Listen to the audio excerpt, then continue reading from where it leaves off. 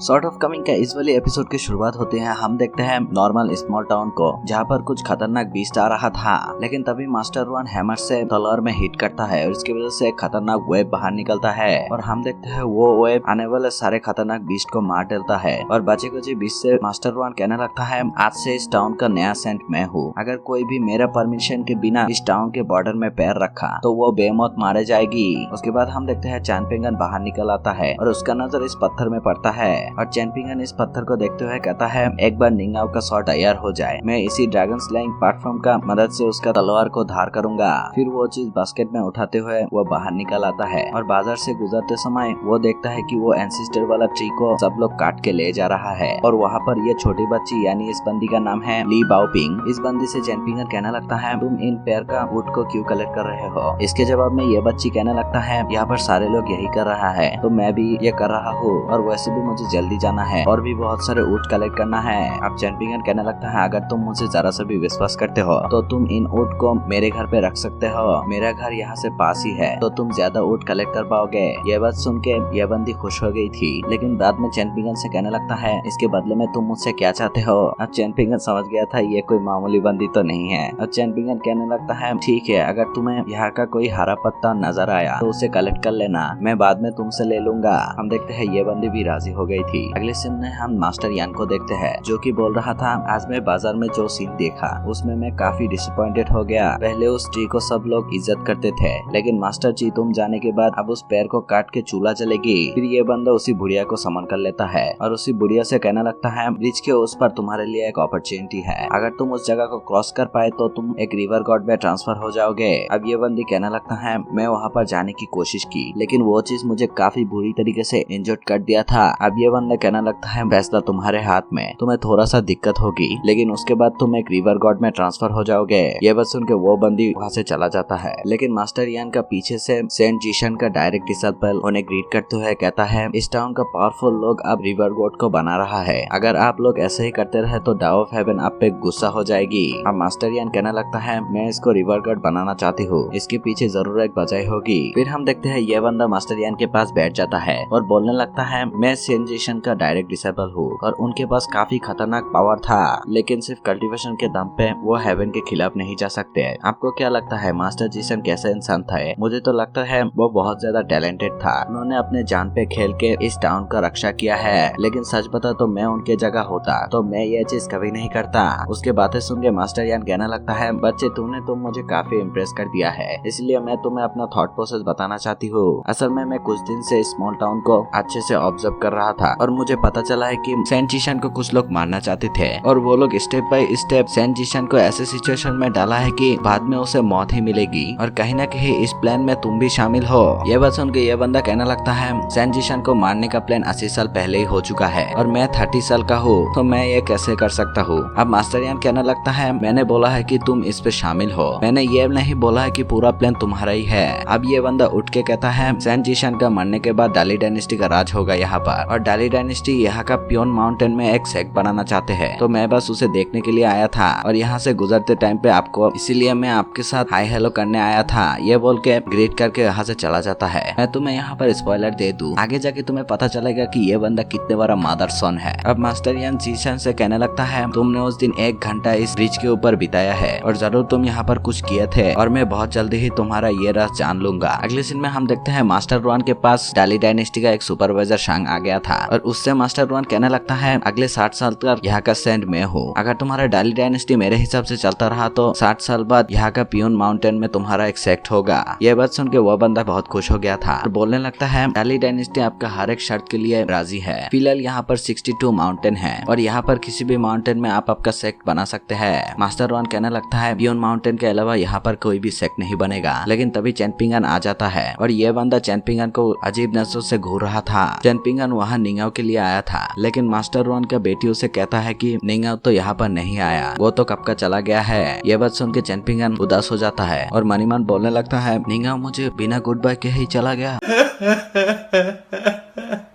चैन पिंगन को देखते हुए मास्टर रुआन का बेटी कहने लगता है चिंता मत करो, निंगाओ जरूर आएगा। अब चैन पिंगन वहाँ से चला जाता है और बीच की ओर आते समय निंगाओ का याद करने लगता है, लेकिन तभी उसके सामने वो सफेद फेरी आ गया था और चैन पिंगन से कहने लगता है इस दुनिया पे मेरा एक दोस्त था जो कि है सेंट जीशान। उसने बोला था कि वो इस दुनिया से काफी डिसअपॉइंटेड है, क्या तुम भी इस दुनिया से बहुत डिसअपॉइंटेड हो? अब चैन पिंगन कुछ बोल पाए उसके पहले ही वो वहाँ से गायब हो जाता है, क्योंकि वहाँ पर मास्टर रुआन का बेटी आ गया था और मास्टर रुआन का बेटी चैन पिंगन से कहने लगता है मेरे डैड तुम्हें हमारे यहाँ रहने के लिए परमिशन दे दिया है, तुम वहाँ पर रह के मेरे डैड के काम पे मदद कर पाओगे। ये बात सुन के चैन पिंगन खुश हो गया था। अब वो दोनों उस ब्रिज को क्रॉस करने ही वाला था, लेकिन चैन पिंगन को कुछ महसूस होता है और मास्टर रुआन के बेटी से कहने लगता है पानी में कुछ तो है। अब ये बंदी पानी में एक पत्थर फेंकने के बाद कहता है देखा यहाँ पर तो कुछ भी नहीं है। फिर वो दोनों वहाँ से चला जाता है, लेकिन तभी उस पानी से ग्रैनी निकल आता है और वो ब्रिज की ओर देखने लगते हैं और वहाँ पर कुछ खतरनाक हो रहा था। अब ये बंदी अपने बालों की मदद से एक पत्थर फेंक के मारती है, लेकिन वहाँ पर टकराते ही वो पत्थर टूट के बिखर गया था। लेकिन हम देखते हैं ये बंदी हिम्मत करते हुए उस चीज को क्रॉस करने लगता है। इसकी वजह से ये बंदी बहुत ज्यादा घायल और इंजर्ड होने लगती है, लेकिन फिर भी हिम्मत करके उस चीज को क्रॉस कर लेता है और हम देखते हैं ये बंदी पूरा बदल के एक रिवर गॉड में ट्रांसफर हो जाती है। ये चीज देख के ये बंदी बहुत ज्यादा खुश हो गया था और बोलने लगता है Oh my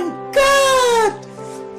लेकिन तभी मास्टर यान का आवाज आने लगता है और बोलने लगता है तुम्हारे किस्मत में जो था वो तुमने पा लिया, इसीलिए ज्यादा उछलो मत। अगर मास्टर रुआन को तुम्हारे बारे में पता चला तो मास्टर रुआन तुम्हें मार डालेगी। तुम्हारे काम है इस रिवर को वाटर लेवल को बढ़ाना, यानी वाटर स्पीड को मेक करना, जो कि बस तुम ही कर सकते हो। इससे मास्टर रुआन का स्वॉर्ड मेकिंग में बहुत ज्यादा मदद होगी और मास्टर रुआन तुम्हारे लिए कोई परेशानी खड़ा नहीं करेगा। हम देखते हैं ये बंदी भी राजी हो गई थी। फिर हम देखते हैं वो लोग मास्टर रुआन के घर पे आ गया था और चैन पिंगन इस बंदी से कहने लगता है मैं पढ़ नहीं सकता, लेकिन मैंने कहीं पर 2 लफ्ज देखा था, क्या तुम उसका मतलब मुझे समझा सकते हो? अब ये बंदी कहने लगता है ठीक है, तुम कहीं पर लिख दो, मैं उसे तुम्हें समझा दूंगा। अब चैन पिंगन वहाँ पर लिखने लगती है। यहाँ पर मास्टर रुआन का बेटी कहने लगता है मुझे मेरे पापा के बात सुन लेना चाहिए था, अगर मैं थोड़ा बहुत पढ़ लिया होता तो आज मेरे चैन पिंगन के सामने बेइज्जती न होती, लेकिन अब क्या ही कर सकते हैं। वो डरते हुए चैन पिंगन को और आ जाता है और उस लेटर को देखते हुए कहता है अच्छा तो तुम इसके बारे में बात कर रहे हो। वो कहने लगता है ये तो एक्यूपंक्चर पॉइंट की बात कर रहे हैं, ये चीज हमारे बॉडी के अंदर कोई ट्रेजर से कम नहीं है, लेकिन उनके पीछे से कोई तो आ रहा था। लेकिन जब ये बंदे चैन पिंगन को और मुड़ते हैं तब वो देखते हैं उन दोनों के बीच में तीसरा बंदा भी था और वो बंदा कहने लगता है अरे तुम रुक क्यों गए, मुझे भी इसके बारे में जानना है। लेकिन हम देखते हैं ये बंदे इस बंदे को देखते हुए गुस्सा हो गया था और उस लेटर को मिटाते हुए दूसरी जगह पर उस लेटर को लिखते हुए चैन पिंगन को समझाने लगता है। लेकिन वहीं पर भी ये बंदा आ गया था और इस बंदे से कहने लगता है तुम्हारे तो हैंड राइटिंग बहुत ज्यादा खराब है, अगर थोड़ा बहुत पढ़ लिख लिया होते तो आज ये हाल नहीं होता। लेकिन हम देखते हैं वो दोनों फिर से उसे इग्नोर मारते हुए दूसरी जगह पर कुछ लिख के समझाने लगता है। लेकिन ये बंदा वहीं पर भी आके कहता है मिस क्या आप मुझे डाउनजोन पॉइंट के बारे में बता सकते हो, मुझे जानना है कि हमारे बॉडी में वो चीज कहाँ पर है। लेकिन इस बात में ये बंदी कुछ नहीं बोलता और ये बंदा कहने लगता है शायद आपको नहीं पता तो आप इस बंदे को क्या ही सिखाओगे, लेकिन चिंता मत कीजिए, आप बोलेंगे तो मैं आपको सिखा दूंगा। लेकिन ये बात सुन के ये बंदी बहुत ज्यादा भड़क गई थी और उसे मारने के लिए आगे बढ़ता है। अब ये बंदी उन सारे अटैक को डॉस करते हुए कहता है अरे बाप रे कुछ बातों से ही इतना गुस्सा हो गए, इतना गुस्सा देखा होगा तो कोई भी तुमसे शादी नहीं करेगा। देखो मैं यहाँ पर तुम लोगों का एक स्पॉइलर दे देता हूँ, तुम लोग इस बंदे को नजरअंदाज नहीं कर सकते,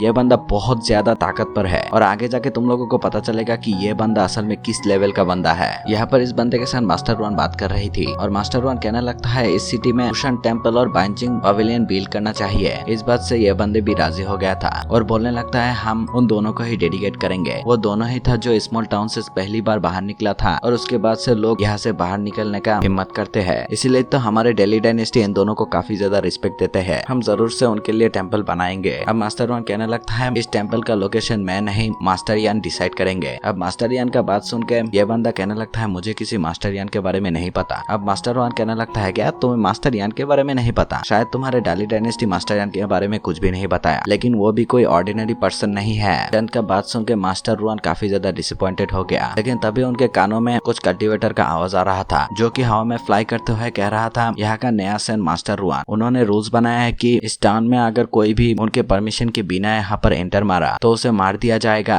लेकिन ये बंदी कहने लगता है हम कोई मामूली कल्टीवेटर नहीं है, आने दो साले को।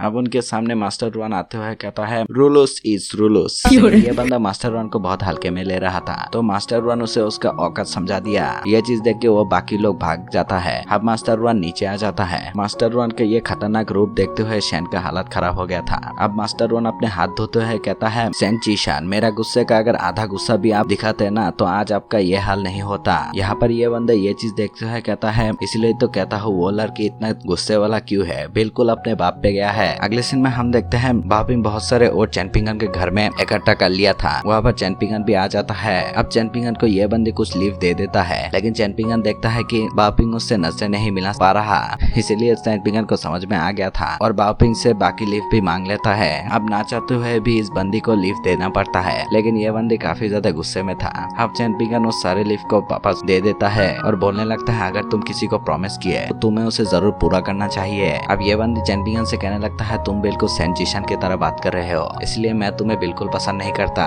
उसके बातें सुन के चैनपिंगन हंस देता है। अब चैनपिंगन कहने लगता है अब तुम्हारे सारे ऊंट को तुम्हारे घर पे मैं लेके जाता हूँ। यह बात सुन के ये बंदी खुश हो गया था और बोलने लगता है तो ठीक है, थोड़ी देर के लिए मैं तुम्हें पसंद कर सकती हूँ। लेकिन तभी वो लोग देखते हैं कि आसमान से बहुत सारे कल्टीवेटर गुजर रहा है, जहाँ पर एक निंगाओ भी था। अब निंगाओ चैनपिंगन के पास आके बोलता है मैं तुम्हें गुड बाय करना भूल गया, लेकिन चैनपिंगन उसे कुछ भी नहीं कहता, बस देखते ही रह जाता है। अब वो बास्केट से कुछ निकलने ही वाला होता है, लेकिन वो देखता है कि निंगाओ वहाँ से चला गया। अगले सीन में चैनपिंगन इस चीज को खाते हुए कहता है ये चीज महंगे होने के बावजूद भी पहले जैसा स्वाद नहीं आ रहा, लगता है आपसे बहुत कुछ बदलने वाले हैं। इसी के साथ ये वाला एपिसोड खत्म होता है।